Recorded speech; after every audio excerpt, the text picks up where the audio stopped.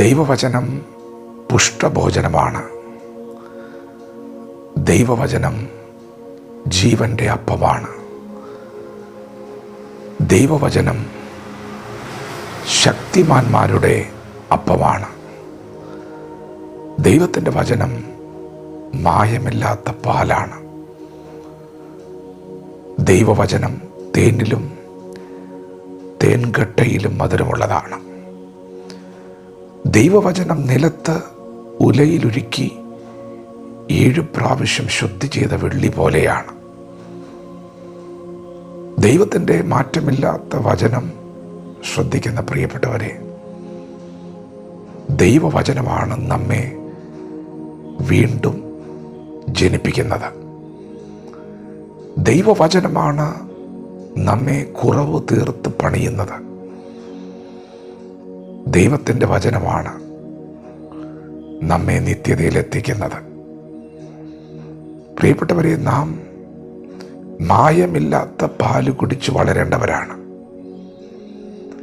ദൈവത്തിൻ്റെ വചനത്തിൽ ആശ്വാസവചനങ്ങളുണ്ട്. ദൈവത്തിൻ്റെ വചനത്തിൽ പ്രബോധനങ്ങളുണ്ട്, കൽപ്പനകളുണ്ട്, ഉപദേശങ്ങളുണ്ട്, നടക്കേണ്ട വഴിയുണ്ട്. ദൈവത്തിൻ്റെ വചനം നിത്യ ജീവമൊഴികളാണ്. ഇന്ന് പകൽ നിങ്ങൾ ശുഭമായിരിക്കേണ്ടതിന് ദൈവവചനം വിട്ട് ഇടത്തോട്ടോ വലത്തോട്ടോ മാറരുത്. എന്തു പാരമ്പര്യമാണ് ദൈവവചനം നമുക്ക് തരുന്നത്?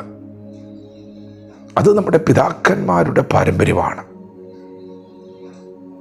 അവരെല്ലാവരും ദൈവവചനത്തെ ബഹുമാനിച്ചവരും ദൈവവചനം എന്തു പറഞ്ഞോ അതങ്ങനെ തന്നെ അനുസരിച്ചവരുമാണ്. പ്രിയപ്പെട്ടവരെ, നോഹ ദൈവത്തിൻ്റെ കൽപ്പന അങ്ങനെ തന്നെ ചെയ്ത മനുഷ്യനാണ്.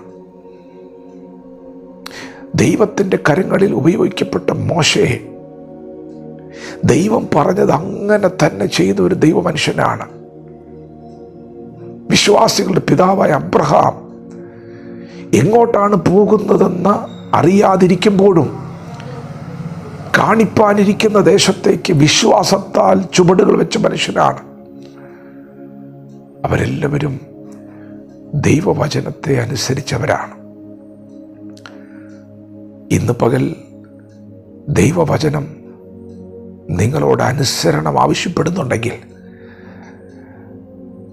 ദൈവത്തിൻ്റെ വചനം വ്യക്തമായി നിങ്ങളോട് സംസാരിക്കുന്നുണ്ടെങ്കിൽ, പ്രിയപ്പെട്ടവരെ, നിങ്ങൾ വചനത്തോട് അനുസരണം കാണിച്ചാൽ, വചനത്തിന് വിധേയപ്പെട്ടാൽ, വചനത്തിന് കീഴ്പ്പെട്ടാൽ നിശ്ചയമായും നിങ്ങൾ അനുഗ്രഹിക്കപ്പെടും.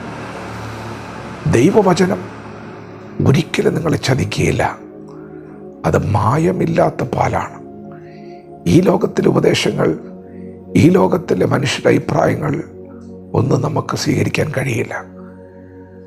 കണ്ണടച്ച് വിശ്വസിക്കാം, ചേർത്ത് പിടിക്കാം, തലമുറയ്ക്ക് കൈമാറാം.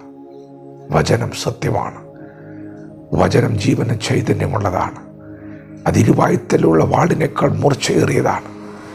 പ്രാണനെയും ആത്മാവിനെയും സന്ധിമജ്ജകളെയും വേർവിടുവിക്കും വരെ തുളച്ചു ചെല്ലുന്നതാണ്. വചനത്തെ ഉയർത്തിയാൽ ദൈവം നിങ്ങളെ ഉയർത്തും. വചനത്തെ ആലിംഗനം ചെയ്താൽ വചനം നിങ്ങളെ ആലിംഗനം ചെയ്യും. നിങ്ങൾ വചനത്തെ മാനിച്ചാൽ ദൈവം നിങ്ങളെ മാനിക്കും. ദൈവ വചനത്തോട് പ്രതികരിക്കാം. ദൈവം നമ്മെ ഓരോരുത്തരും ഈ പകൽ അനുഗ്രഹിക്കുമാറാകട്ടെ. ആമേൻ.